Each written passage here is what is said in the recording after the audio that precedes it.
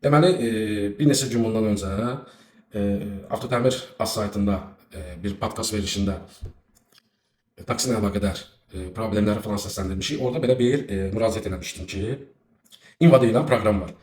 İnva deyilən proqramda sürücülərdən ödəniş tələb edirlər. 20 manat 60 qəpikdə xidmət haqqı tuturlar. 20 manat 60 qəpik. Reys qabağı yoxlama. İndi bu barədə danışmışam. İndi mənə zəng gəlib avtovağzaldan. Deyir, avtovağzaldan bir xanım yığıb ki, avtovağzaldan bəs falan nə bilim mərtəbə falan. Deyirəm, şirkətin adını deyir, Grand Servisdir. Mən sənə artıq bilirəm nədir. Deyir, bəli, deyirəm, eşidirəm. Bəs ödəniş elədim, bizdən bir neçədən maşına kart almışdım. Deyir, ödəniş eləmirsiniz falan, nə bilim nə. Dedim, nə ödəniş, hansı xidmət göstərilir ki, ödəniş edin.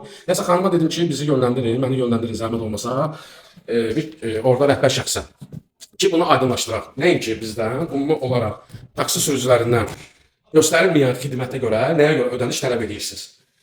Nəsə orada məni özünü mütəxəssis kimi təqdim edən Vali Mütəllimov adında bir şəxsə yönləndirdilər. Onunla danışırıq, mənə deyir ki, Nazirlər Kabinetinin 71 nömrəli qərarı falan. Açmışam, deyirəm, burada avtonəqliyyat vasitəsinin texnik vəziyyətinin reys qabağı yoxlanılmasının təşkili, onun prinsipləri göstərilir. Burada vizualsız avtomobilin texniki sazlığını, nasazlığını necə yoxlayırsınız? Yəni burada nə maşın var, baxırsınız vizual ideal vəziyyətdədir, onu müəyyənləşdirəməzsiniz texniki sazlığını. Əgəriz yenə eyni dediklərini dedilər. Mən də bilirəm Azərbaycan Yerüstü Nəqliyyat Agentliyi. Onlar sizə ötürür oradan ki, hansı avtomobil ödəniş eləməyib və siz də onun əsasında şirkətə yönləndirirsiniz, həmin avtomobil də blok olunur. Yəni bir məna olaraq deyirəm ki, o pulun tələb olunması qanunsuz deyil. Məsələn onda deyil. 42076 dənə Bakı üzrə buraxılış kartı avtomobil var. Bu Grand Servis o 42076 dənə maşını mümkün deyil ki, yəni ki, texniki yoxlanışdan, texniki sazlığını yoxlanmasından keçirsin. Yəni sürücülərdən bir növ göstərmədiyiniz, gündəlik göstərmədiyiniz xidmətin qarşılığında ödəniş tələb edirsiniz. Yəni birinci siz gedin qeydiyyatı deyəndə gedin o xidməti göstərin. Göstərəndən sonra siz o pul tələb edirsiniz. Sizin indi harda nə servisiniz var, avtovağzalda boksunuz var falan. Siz mümkün deyil ki, praktik olaraq siz bunu çatdıra bilməzsiniz. Mümkün deyil. 4276-dan maşını çatdırasınız. Başa düşdün, bunu da sizdən ayna tələb edir. Sizin ümumiyyətcə avtomobilin daxili tərtibatıdır.